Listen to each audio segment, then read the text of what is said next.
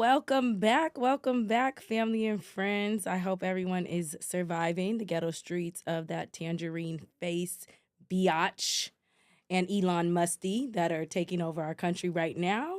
My name is Shardizzle for Shizzle in the Hizzle, and my lovely co-host. I'm Aisha, And this and this is is the How How You You Doing Doing podcast. podcast. Well, welcome back, niggas and friends. We are here. Nigga, Nicolettes, as Vivian says, as you can see, I got on my Black Panther hat. Whoo! Is that what they do? I don't know what they do. I'm not even gonna. I'm not even gonna hold y'all. Not today. But you know what? This is for the niggas, strictly for the niggas. Just kidding, because I know other people listen to us. Just kidding. Shout out to all of our listeners and viewers. Yes, all of them. So we have a special guest for you today, but before we introduce her, we're gonna do a check-in. How you doing, friend? Trying to get this microphone to Yeah, I'm be stuck. leveled out, but I'm doing pretty good.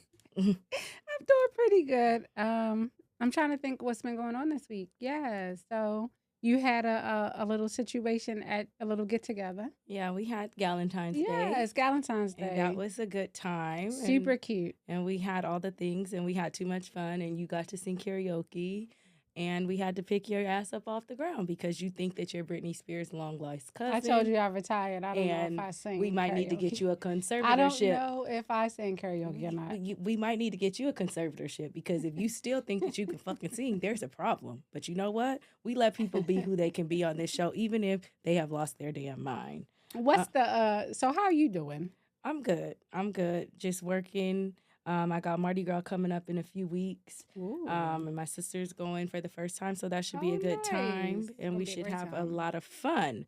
But we won't take too much of y'all time because we want our guests to have their time. Absolutely. But our Black History fact for today is Rebecca Lee Crumpler. She was the first Black female physician in the United States in 1864. And I know last week we talked about it was National Black Woman Physician Day on February 8th. So shout out to Miss Rebecca Lee Crumpler. Yes. She graduated from New England Female Medical College. So as you can see, way back in the 1800s, the Black women were getting their things and they were doing the best that they can do. And gathering them accordingly. Yeah, as they still do. As they should. But now we have a special guest. Absolutely. Before I get into my introduction, I'll keep it cute for right now. So we have a doula extraordinaire, my good friend, Miss Tiara Flynn. She went from military service to business ownership and maternal health advocacy. She has dedicated her life to empowering others. She is an Air Force veteran, an entrepreneur, a business mentor, a doula, a maternal health advocate, and a sought-after speaker. Her journey is a testament to the power of resilience, passion, and purpose. Like I said, she has a military tenure from 2007 to 2016. She is a business owner of Some New Marketing. She has her own business in expanding the impact of Black maternal health with her business, The Phenomenal Mama. She is a leader in the community, advocating for mental health and doula workforce development. And she has over 100 speaking engagements, just to name a few. And she is one of my best friends and the karaoke queen herself, Miss Whitney's long-lost granddaughter, even though I'm still mad that Robin did my girl wrong, but I ain't going to cuss her out today because we are going to get into some shit that matters. She is my partner in crime, my soul sister, the mother of my children, the Bart Simpson and the nappy neck to my Homer, and one of my favorite people. So without further ado, welcome. Yay. Hi, friends. Welcome. We are so glad to have you.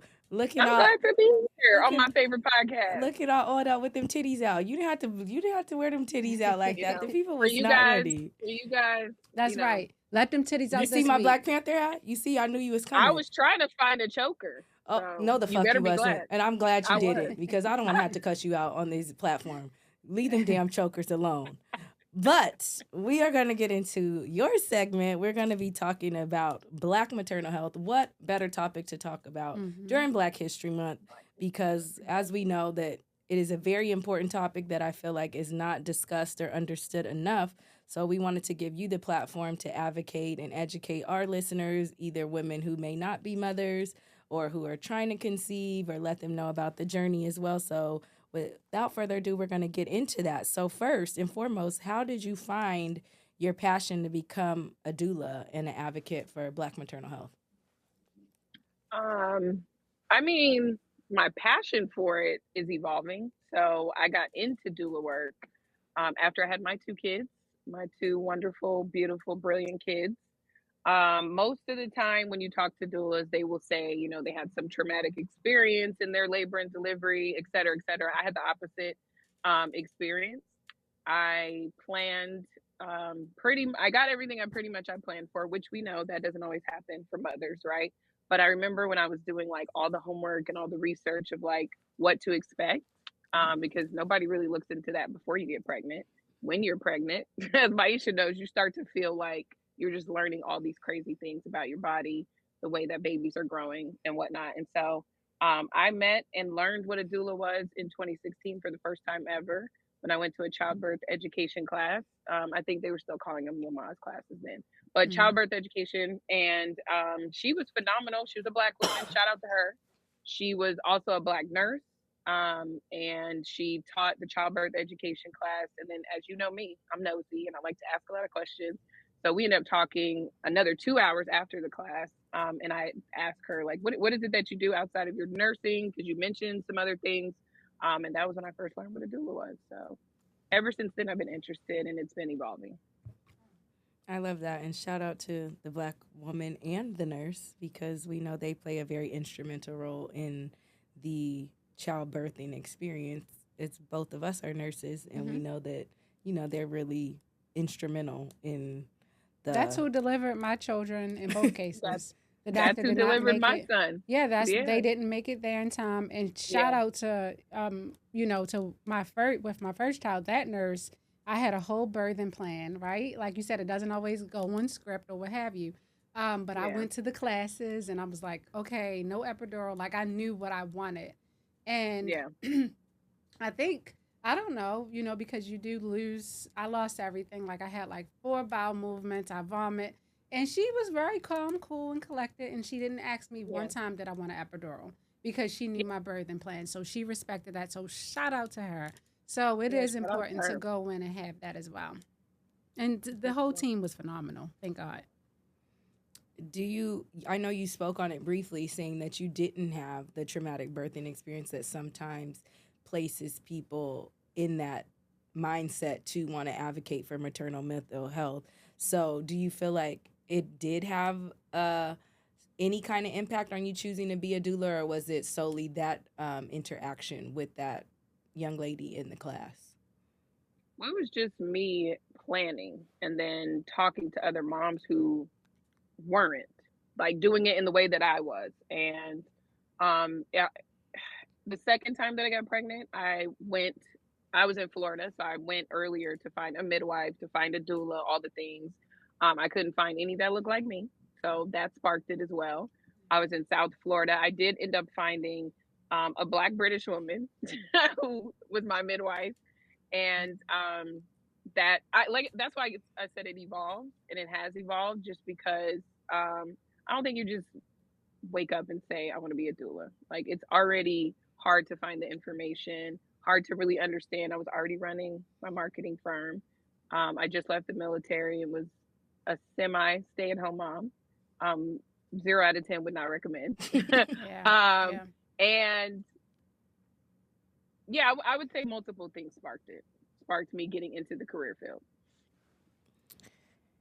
Do you feel like do you believe the experience that Black women, or not do you, why do you feel like the experience of Black women is overlooked at such a high rate versus other races or, other demographics when it comes to Black maternal health? Because our death rate, our complication rate, our bleeding rate, our hemorrhaging rate, it's so outlandish. Like the amount of disparity that you see during that is alarming. And as someone who doesn't have kids, but who is in healthcare, who reads upon and sees that. I even did a paper on that in nursing school and even CRNA school. It's very scary if you're looking into family planning. So, like, why do you think it's such a disparaging rate when it comes to Black women? Well, I know the people don't want to hear this because they get tired of hearing it, but it goes back to slavery. I mean, and the continuation. You guys are in healthcare, so you know that things that were placed into the minds of these caregivers and placed into the textbooks have not been updated, haven't changed, and it's a way that they practice. Way before obstetrics became a profession, it was the Black granny midwives who were taking care of us, taking care of all of us, white women, the Black women that were slaves when they were with child and when they were about to deliver. In fact, the men weren't even in the house physically. Like, it was a thing where they would leave the house and they said that they would call it and say that she's in her family way.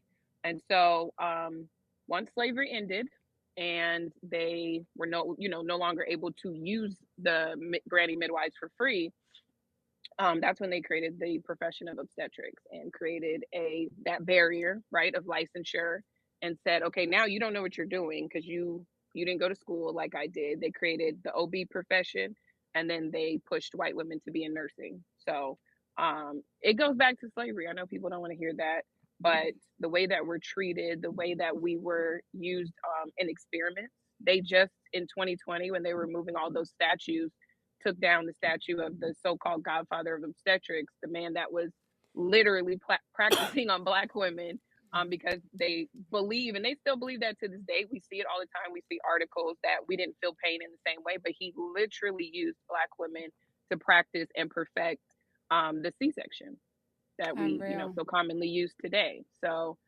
it's ingrained in them. I always tell people, I'm like, some doctors, because I know I'm on here with doctors, some doctors are to Black women what cops are to Black men. It just, it's just their way of thinking that they don't. And although I didn't experience that when I was pregnant, because I do feel it was because I was armed with information. I was confident when I was speaking. But as you know, Sade, I experienced that for years when they wouldn't diagnose me with something as simple as asthma. So I think they just don't respect us. They don't believe us. And it's just the way that they were brought up in that profession, and they haven't worked towards changing it. So it's not going to change. And it's unfortunate because it is aside from socioeconomic status as well, right? You can have this alphabet soup, you can have all of this thing going, you can have the best access to care, and you might still be grouped because of the color of your skin. So it's just unfortunate. And then we're also supposed to tolerate pain a certain way. Yeah. So it's just allegedly. Wow. Right. You don't feel the pain. Yeah, and I think for me, my birthing plan was not because I felt like I can do this, right? It was because I wanted to be in control. And I knew the minute that I had an epidural, Maisha's out of control. I wanted to get up. I wanted to walk around. I didn't want to be a fall risk. Do not pump me with anything because I have to watch those damn contractions. I have to know what to feel just in case something turns around. So the fact that I didn't have that luxury of having an epidural because I felt like I had to be in control of my own damn delivery is crazy. Right. So, I mean, but you do, because one of the biggest things I tell my clients, they can have the fanciest technology in the room. It doesn't matter when you're physically feeling something and you're telling them. When something's not right. Yeah. Exactly. You know your body more than somebody who's gone to school. I don't care if they've been a doctor for 20, 30, 40, 50 plus years. You can't tell me what I'm feeling is not what I'm feeling. Yeah. And somebody's going to listen to you. Right. It doesn't matter if you're like, I know you think you know what's happening, but you won't listen to me. So be the expert on your body. I mean, I have moms who, they're hooked up with the band for contractions, and the nurse will be sitting there telling them, "Oh, it's a big one," and mom's looking at me, shaking her head like, "I don't feel shit." So, excuse me, I don't feel anything. We cuss around here. No, it's okay. Again, well, you cuss around here. Thank you, the cusser. Fuck off. Neither one of y'all, both y'all. But that is unfortunate. And like I said, as someone who doesn't have kids, I always think about that in the forefront. And even as someone who is in nursing, but now does anesthesia, it's so crazy that they feel like Black people's pain is subjective. It's Yes. what I say. Like, I have a high pain tolerance, and I can be 10 out of 10 pain and sit just like this. Yes, I have 10 out of 10. Just because I'm like, Sade, Jesus, help me. I got back walk a little And I'm bit. glad. Hold Exactly. on. Well, when I had Tiara, appendicitis? hold on. No, Oh. not with you. Oh.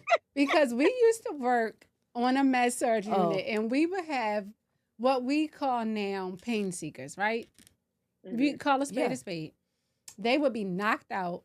They wanted their Dilaudid, And I their gave 'em some fucking Benadryl, and their saline. Zofran, and they would set their alarm to wake up to get their pain medicine. So yes, pain is subjective, and we know. I was on a Yeah. pain committee. We brought the Yeah. medicine. We ain't play with them. No, if We ain't they brought would no sleep, smoke. I gave they ass some saline because I had a girl like that. Yes. 10 out of 10.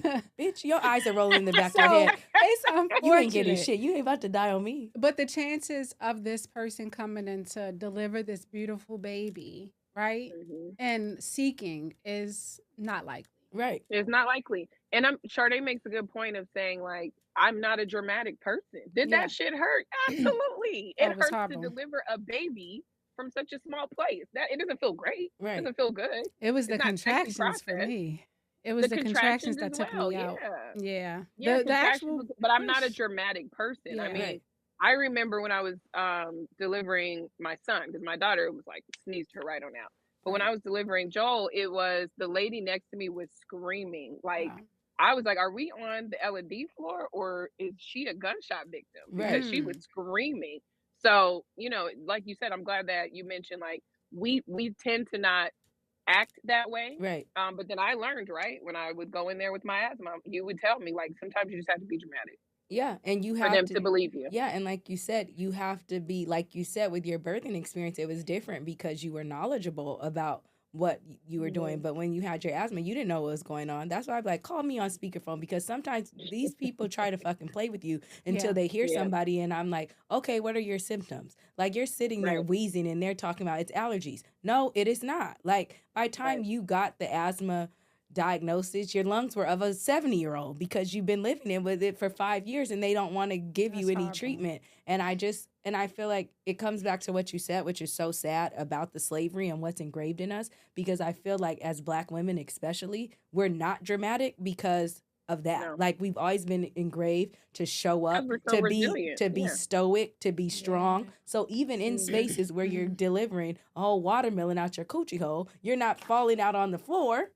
You're just there like, the pain's a 20, but you're just, that's your brain. Like, a lot of us are in pain. A lot of us are frustrated. We barely want to cry. You know, like, you're crying. Some of us cry because we're angry, because we can't express ourselves. So it's just crazy. Like, that's ingrained in us even now. So when we get in these spaces that are life or death, and you have people that are supposed to protect you, it's not your job to tell me how much pain I'm in. Like Maisha said, we had patients that we knew were pain seeking. We knew your fucking ass don't need this medicine, but you like the way it makes you feel. So that's why I got some for your ass, and I gave you some saline, and you pretended you went to sleep just like you did with the real thing, because you're not about to code on me. However, I'm going to go in there, like you said, I'm not going to argue with you. I don't have sickle cell.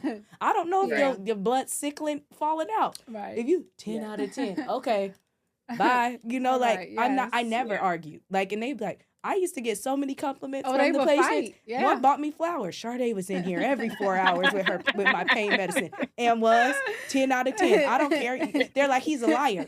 He talking to me. Correct. His eyeballs, he's alert. Yes. I don't care. One lady, that man's a heroin addict. I don't care if he did meth before he walked in here. If he can respond to me in his vitals, or who am I to tell him he doesn't have pain? So I think it just comes down to, like you said, believing people for face value, and not grouping them in, and understanding that pain is subjective, and just like everything else in life, it looks different for different people.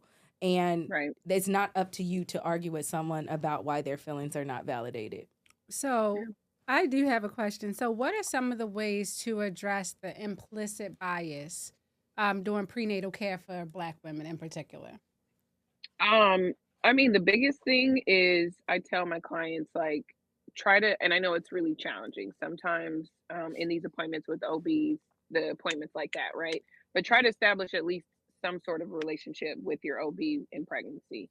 Try to have conversations, try to have a list of questions ready. Mhm. And the way that they're responding to you in the prenatal care, that gives you all the answers that you need. Okay. A lot of people don't realize and don't know, and I'm glad that you guys talked about it before on here. Like, you hired them, they work for you. Absolutely. So if it's not a good fit, especially in such a sensitive time of pregnancy, then move on to the next one. And I know it's easier said than done for some, but the way that they respond to you in those appointments tells you a lot about Yeah. them. I have clients who I help them prepare questions. It's the biggest part of my work as a doula is to prepare you.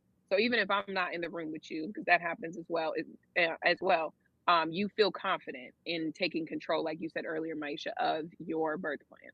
And Yeah. so I always tell them, I said, take like 5 to 7 questions in there. I mean, you really have more than that. A lot of us, I mean, I did anyway when I was pregnant, especially for first time moms. But take those questions in there, and if they're dismissive, is not the doctor for you.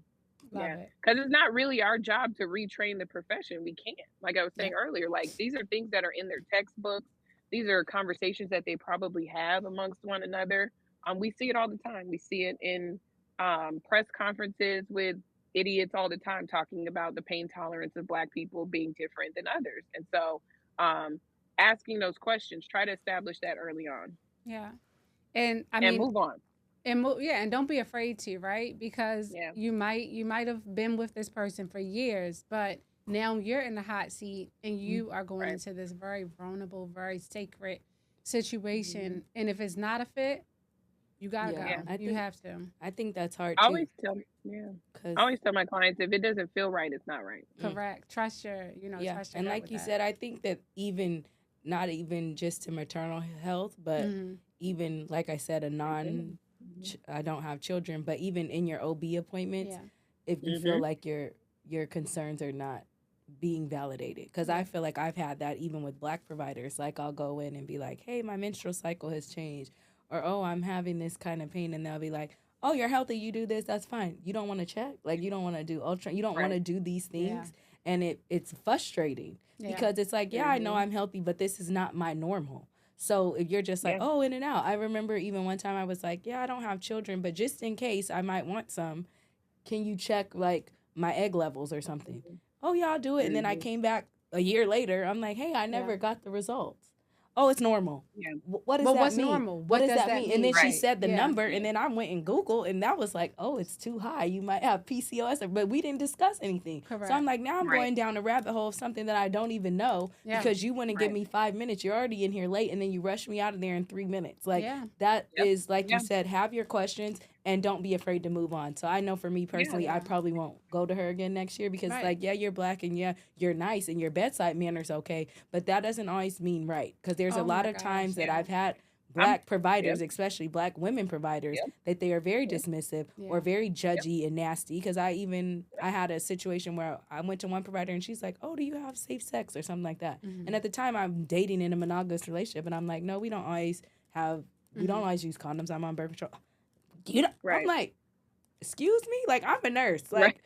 I would never. Like I might go in after there and be like, "Oh, they're having a good time," but I'm not gonna be squirming my face up at Right. somebody when they're being open, and that's why a lot of people are not vulnerable in their healthcare history, Yeah. and you're Mhm. missing out on things that could be treatable because of those kind of interactions. But do you see how we can all 100%. sit here and share these experiences as Black women, right? Yep. Um, but you're right, Sade. Don't just go for the person who is Black Yeah, Yep. because Yep.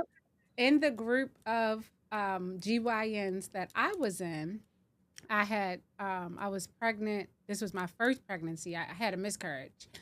And I Mhm. remember we went for the ultrasound appointment. The first one, everything was good, right? The second one, they're going around, and my dad was with me that day. They're listening for a heartbeat, nothing. And at the time, I was like, all right, cool. Just kept going, Yeah. and then the tech turned. She's like, well, we're gonna have to get you to go to another place. And I was like, you can tell me right now, like right, Just explain it you to can me. just tell me. Yeah. right. And she's like, no, I really want you to go to this next place. So I already knew what time it was. I knew it was a possibility. I was in school. I was in nursing school at the time. And I was like, okay, cool. Not nursing school. I was in my prereqs. I was at Towson. I was pretty young when I had my first pregnancy. So I said, okay. So by the time we figured out what it was, I had to go in for a DNC. And it was a Mm. Black woman physician. I will never forget it. And she came in after my DNC and she said, you're fine. You'll just try again. You can even try again tomorrow. You'll be fine. Don't cry about Oh, this. Excuse And you? I'm oh wow. like, I am fucking heartbroken. I don't care if the Right. person, Right. we weren't together, we weren't in a good Hmm. relationship. This was still my child that I Mm. had to Right. mourn the loss of. And in any Yeah. capacity, that was not compassionate, that was not Mm. helpful. And I still remember it to this day, and it still hurts the Yeah. same. So Yeah. it just goes to Because show. that does a lot to your body. It does a lot to your mental. And I'm glad that you both mentioned because honey, they tried to drag me on TikTok when I said it. Because I used to say It's to my true. clients, try to find a black, OBGYN. And then I had got a couple of complaints came back to me and they were like, yeah, Tiara, she wasn't it. Yeah. And I had to stop saying that. And I remember when Dr. Jackie went viral from Married to Medicine. So I, Mm. Yeah. talked about it on TikTok just like everybody else. And they came for me. And I'm like, we can't just say No. find a black doctor, find a black care provider anymore. You have to find somebody that sees you as human and not Yeah. just Yes. as an appointment number on their calendar for that day. Yeah. And people are getting burnt out and run to the ground, but it's still no excuse. Like, for her, she's probably seen a million Yeah, miscarriages, but this was my one. This that was was my yours. one, Yeah, and this was my yeah, experience, and I deserve to yeah, be treated like an individual in that Yeah. moment. And I think a yeah. lot of times as black women, we hope that if we find another black woman that they will see Hmm. us how others don't see us. Right. But I think Right. that sometimes, like you said, even though they're black women or black men in these spaces, they are still reading the same textbooks that, They're like reading the you same said, books. Yeah, they're still getting Yeah, you're right. ingrained. And a lot of people don't know yep. how to compartmentalize like what you learned and what's human Hmm. decency. Like even Yeah. with the current climate, I'm sure I have Hmm. patients that support Agent Orange, or I've had patients that I wanted to punch their ass in the fucking throat. Mm-hmm. I'm gonna treat you how I want someone to treat my Yeah. mother, treat my sister. I be praying for my patients. I know they walk in to see my black ass and be like, "You put me to sleep," but they give me the same Right. respect I'm gonna fucking give you because Yeah. guess what? Right. I see you for who you are. I understand that this is a scary situation. Mm-hmm. I understand that you're vulnerable right now, that you're putting your life in my hands, and I'm not gonna treat you Hmm. like that, despite Right. whatever is going on. Yeah. So I don't feel like it's sad, but not all black people, all skin folk and kin folk. And I know that I No. used to be very intentional about trying to find black Yeah. OBGYNs, Yeah. but this is the second one that Yeah. I'm like, Yeah. you know what? I just want, like you said, I just want a provider that sees me and hears me. And That's honestly, easy. the best providers that I have not been black. They've Yeah. been the ones, like you said, I walk in there, I say, hey, this ain't right. And they're like, Mm-hmm. okay, I'm ordering this, this, this, this, this. It doesn't matter Let's if I'm explore. dramatic. Yeah. It has nothing to Give do me the with you. works. Right. Because like Yeah. you said, I hired you. And Yeah. I'm advocating for myself and maybe I'm overdoing it. But in Yeah. in these spaces, you want to be heard and Yep. it's not you're not necessarily heard all the time by people that look like you Yeah. and you have to be okay with that. And like you said, you have to be comfortable enough to move on to people who do see you. And look at the reviews. Take the reviews. It always Yes. amazes me when people don't do any research. Like they just Yeah. look at who's in their area or who covers their insurance. No, look at those reviews and Yep. take them I tell my serious. clients that all the time. I'm like, Hmm. you need to put more effort and intention into it, especially when they look like me and it's another black woman. I talk to them like they my cousins. I'm like, Yeah. look, I know you planned that baby shower, sis, to a T. I Yes. know it. I Yes, already know that ma'am. Pinterest board is full. You planned that baby shower. You got 5 outfits ready for your maternity shoot. Why have you not done the research to Yes. see about your doctor's history? Why have you not interviewed multiple doulas or multiple midwives? Like put as much intention and effort into that as you do everything else. I love that. I Yeah. love that advice Yeah. because I think that brings it home to people too. Right. Like, yeah, you're right. Hmm. I did Yeah. have to research my venue and my makeup artist and all that. Oh, Yeah, you yeah. have it ready. You Right. can't play with it, but you also Yeah. cannot afford to have a complication that can be Yeah. life altering for you or for your child during that time. For Yeah. sure. And then you personally said that you did not have any um, bias during your prenatal care. Is that it? You didn't experience that, you felt like? No, no, I didn't. I mean, the first time was way different. So with my Okay. first pregnancy, I had an OB. It was the standard. You're in the waiting room for an hour. and in there with her for 5 minutes. Yes. But because I was doing so much other work, like I Yeah. said, I went to childbirth education classes. I met with lactation specialists. I was more interested and engaged with them. That was just a formality. Okay.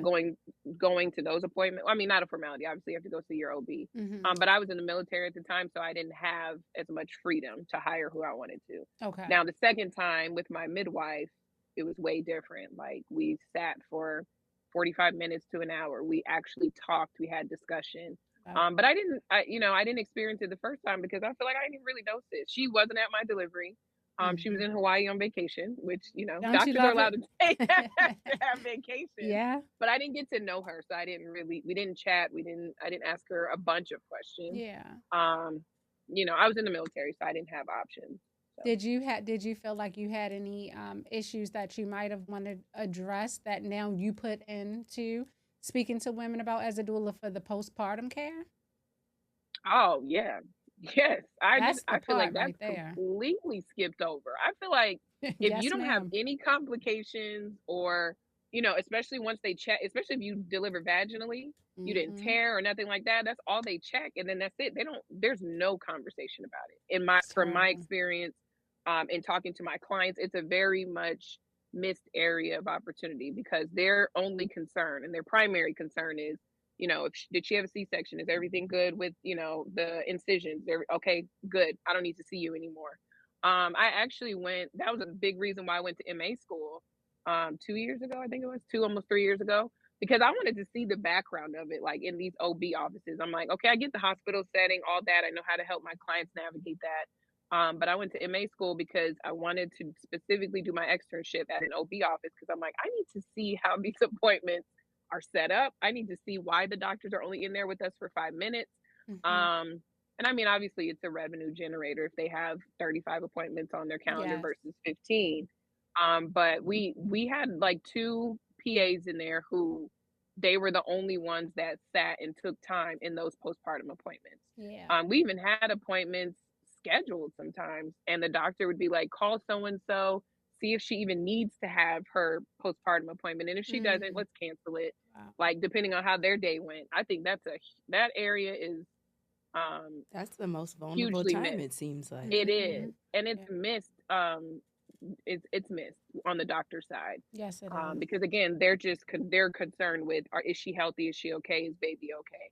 Yeah. And that's why in my doula work, I definitely shifted and put a huge focus on. In the beginning, when you come into doula work, you're like, I want to be there for the birth. Of course, it's a beautiful thing to see. It's amazing when you could be in the room with your clients, but Mm-hmm. I shifted the way that I do my appointments and the way that I, put the amount of time I spend with clients to do more in the postpartum period for sure. Love I that. love it. Love Did it. you? I know Maisha on our last episode discussed her battle with some postpartum depression, and I also have some other friends that I know experienced it. Do you feel like that was something that you experienced as well and would have liked the additional resources and support, since you guys both said that that was like a margin that is skipped over? But I know it's like one of the most Yeah. vulnerable times because, Yeah. now that you have the baby, you're trying to find yourself again. An ice Yeah. pack on your coochie, bleeding, aching, Yeah.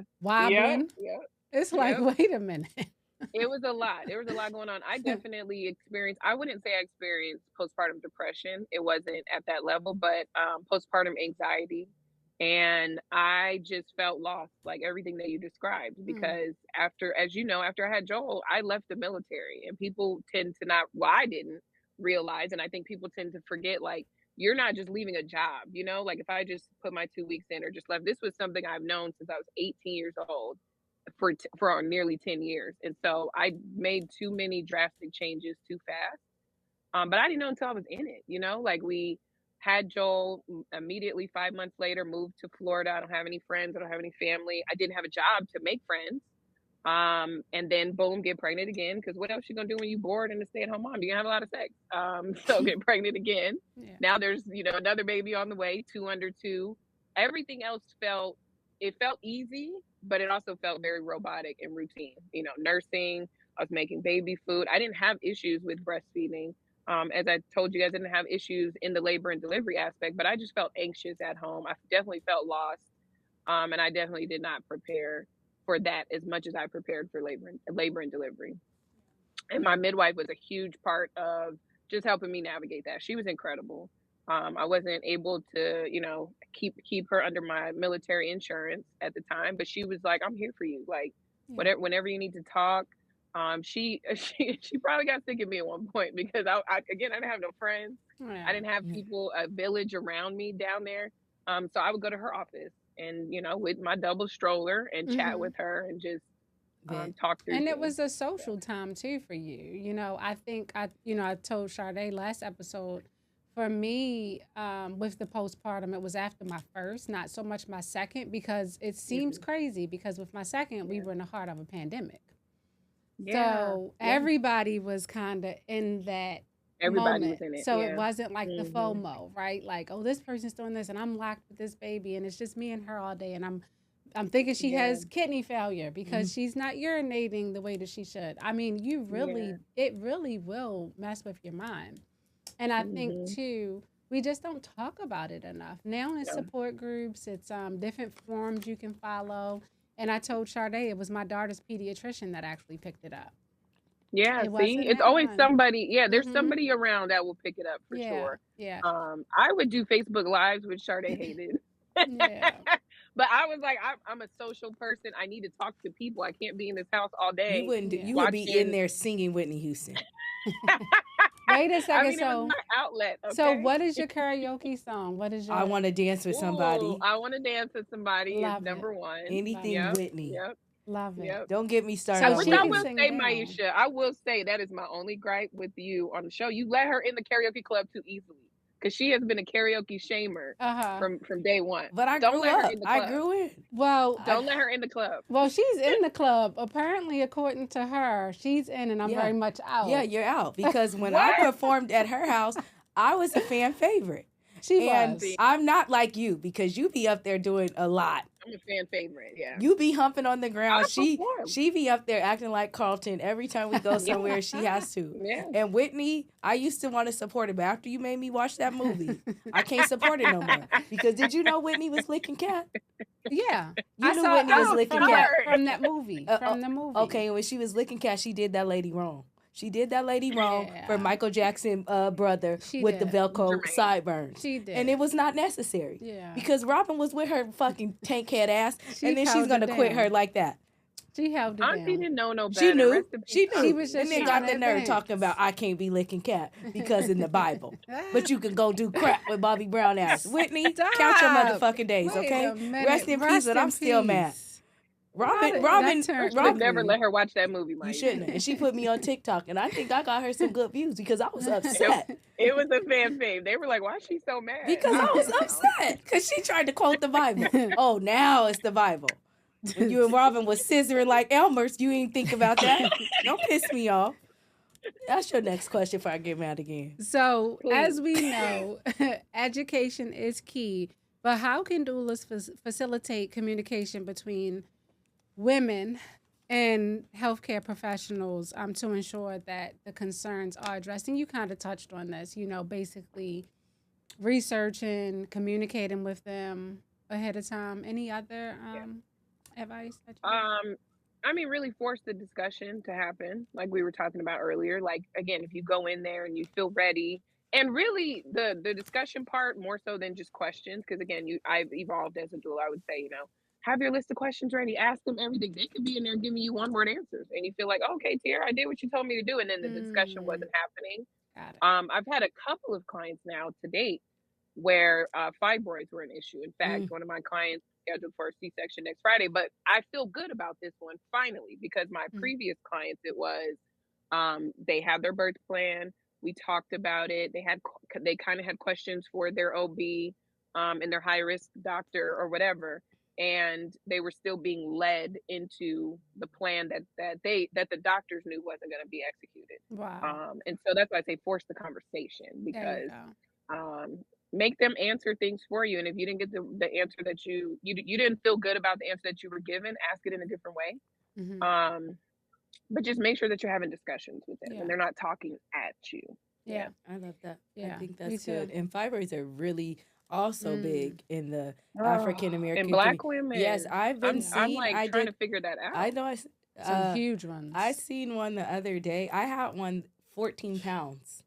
She Wow. had the Wow. uterus of twins. I couldn't believe that. Ooh. And they're all Black women. And Yeah. luckily I Yeah. work with some the guy who's really good at it. He's a Black male doctor and he's really great. Yeah. And but I asked him. I was like, "Well, why do you think it's Mm. so much more prevalent In in Black women?" And he's like, he doesn't know. Yeah. Like, I don't think it's unknown, but we have them at alarming rates.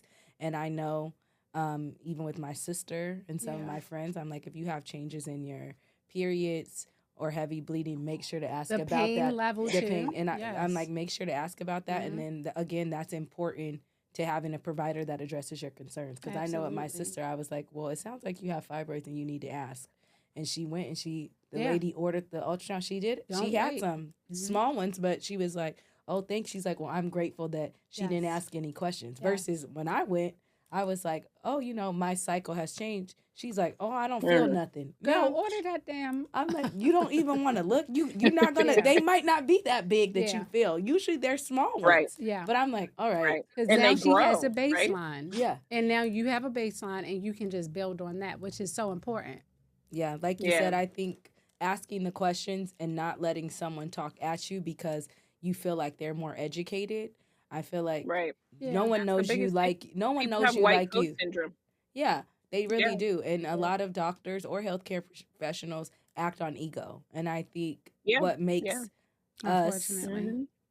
good providers and what we do is we don't act on ego. Like 'Cause you guys care. I'm Yeah. I never. don't even want people to know what I do. Me neither. I want to walk in like, I be the person Yeah. on the plane. I tell all my friends if we go out of town and they say, "Is there a person on the flight?" I be asleep. yeah. I just went out Nope. of town somewhere and they're like, "We need a doctor." And my friend was every time, "Wake up, bitch! You go back there for what? Off duty. Unless we doing CPR, I'm not getting Yeah. up there for somebody having And a then panic what you gonna attack." do to your CPR to now? They not like us. Must have on a beat. They not. Oh, they did say that word.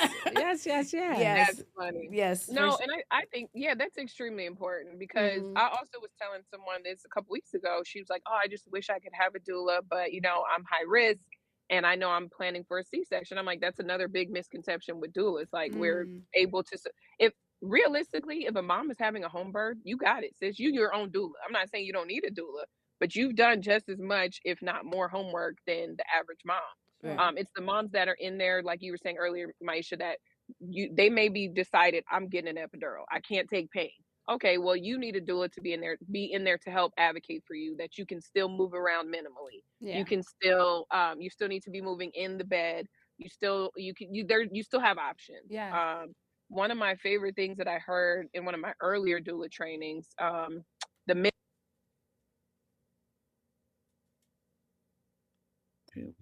Oh, I'm sorry. My AirPod went out. Can you guys still hear me? Oh yeah, we can hear you. Oh, my trainer in one of my earlier doula classes, she said, and I tell all my clients this, I'm like, we talk a lot.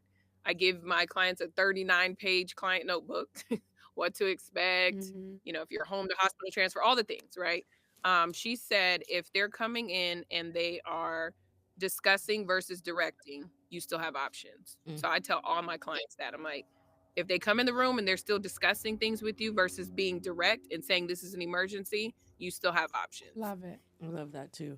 And I have one last question. Do you feel as though, as a doula, your experience that you are well respected amongst healthcare professionals in your role? No. No. Okay.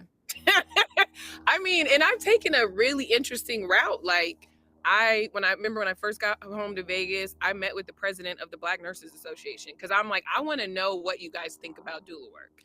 Like I said earlier, I went to MA school. I wouldn't tell the OBs in there; they loved me. I mean, everybody in there was like 22. I'm like, yeah. I mean, this is my fourth career. I wouldn't tell them, but I would ask them like, what do you think about doulas? And their perception was way off. They were like, it's a little bit quirky to me. They're weird. They do rituals in backyards burying placentas. Like it was the stuff that people would tell me was crazy. And I'm not saying those things don't exist. But I did that homework early on to be like, okay, what's the feel out there? Like, where are people, coming from? And I mean, I partially understand. Some doulas get upset with me when I say that, but I do because we don't have licensure. We don't have a regulating body that tells us how to train, where to train. You kind of do it on your own. You really don't even need certification and training. None of my clients have asked me to see my certificate. It's not hanging on the wall when they have appointments with me. You know what I mean? So Yeah. I know that healthcare professionals are still learning the role of doula work. And there's even a lot of contention between doulas and midwives in the community. I just learned that, last year. And I was telling Sade of an incident last week where one of the midwives was, kind of tripping on us, like, Yeah. relax, girl. So no, no, Yeah. until they get to know me. Yeah. Okay. And I've done my homework. I take it very serious. I operate it as a business. It's not until they get to know me but they don't respect the profession of doula work. No. Okay. No. I will even self-admit until you got into it and you've educated me so much on what you guys do and how you present and how you in conjunction with the medical team really help make a difference, especially in advocating for Black maternal health. I didn't know Yeah. about no damn rituals, but it was something that I wasn't well versed on. I just like, Right. oh, my friend's a doula, but I don't know exactly what y'all do, Mhm. so Right. I think it's good that to have you in those spaces and to keep advocating, because I think a lot of people, especially someone in healthcare, we're not well versed on what you exactly bring to the table. But now that I do know that, I definitely recommend it to women going through that journey. Yeah. But do you mind sharing for our listeners and our viewers a A few song. tips? Hell no. Hell We would love it. no, we would We not. would love it on the next episode, please. We could have a little. I'll Absolutely come out not. of retirement for you, You Tiara, because I sit sound your like ass tired. back. Celine We'll do a Davis. little cameo. We'll work on our cameo. duet. Celine Davis, sit back. No one wants you to cameo shit. You just heard it here. What? Yeah. She said we're gonna do a duet. We're gonna do our duet, Make Whitney and Mariah. Okay, when you believe. Okay, let's Look, do this. I'll make sure I'm off. Got it. Make sure I'm Come off on, because I don't want to. Mariah. Give us the help. Come on, Give us Mariah. shut the hell Mama's up. gone wild. Okay. Oh Lord, give us some a quick health tip on how women can advocate for themselves and their loved ones in relation to Black maternal health. Oh, just one. You can give a few. Yeah. One, do your homework. I think I've been saying that this whole time, right? Like, make sure that you are the expert on your own body, your own journey. You lead your team. Okay.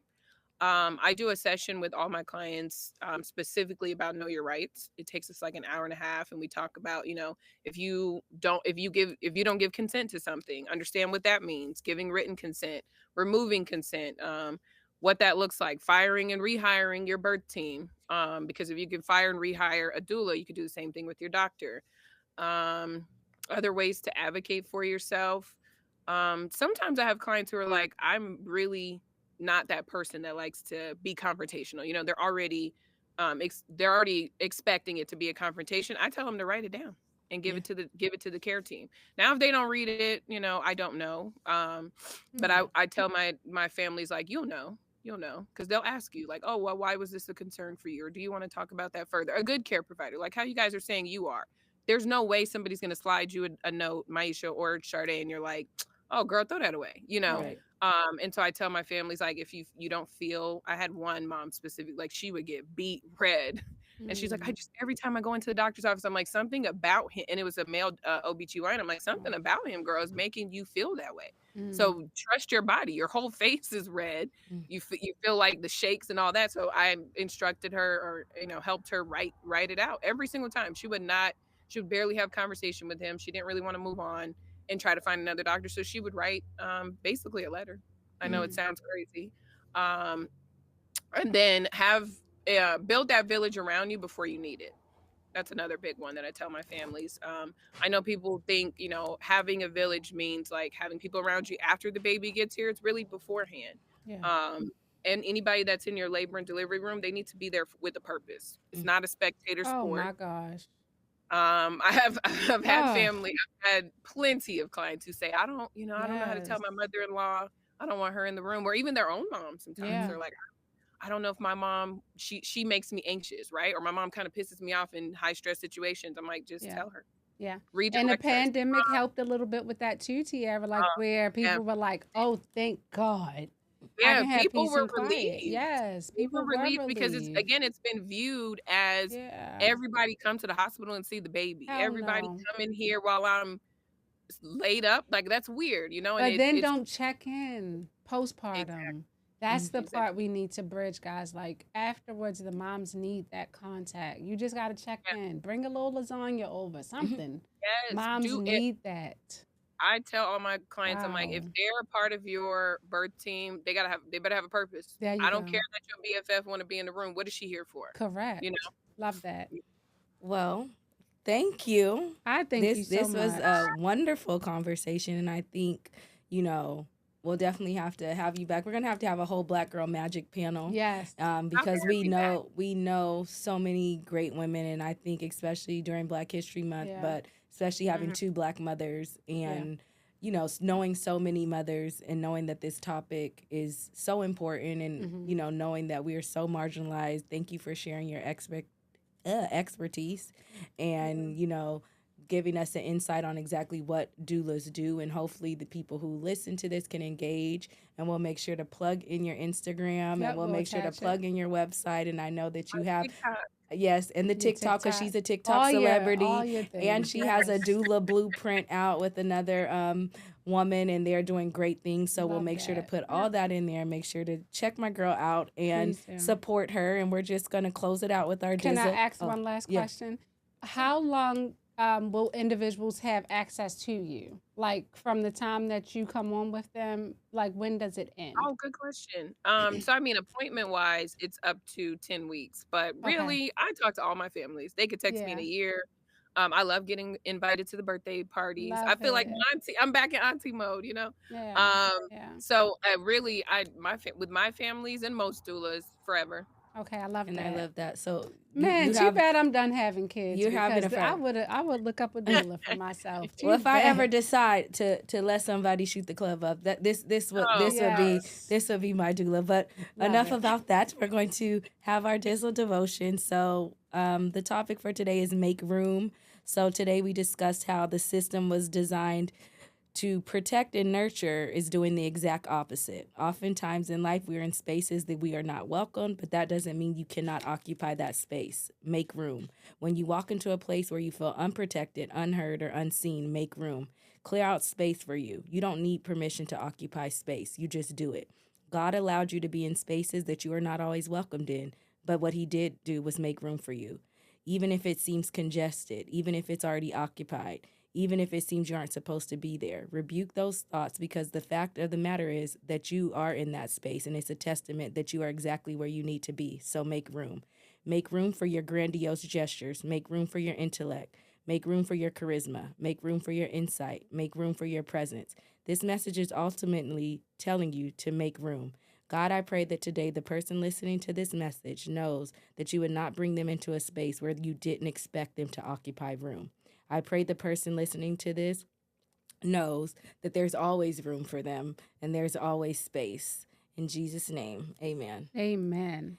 And we just amen. wanted to say thank you so much, Tiara, for joining us today and the work that you do. I am such a fan, and I am so happy that everybody gets to hear this because this Thank was you. just so enlightening, and I could spend hours talking to you about this.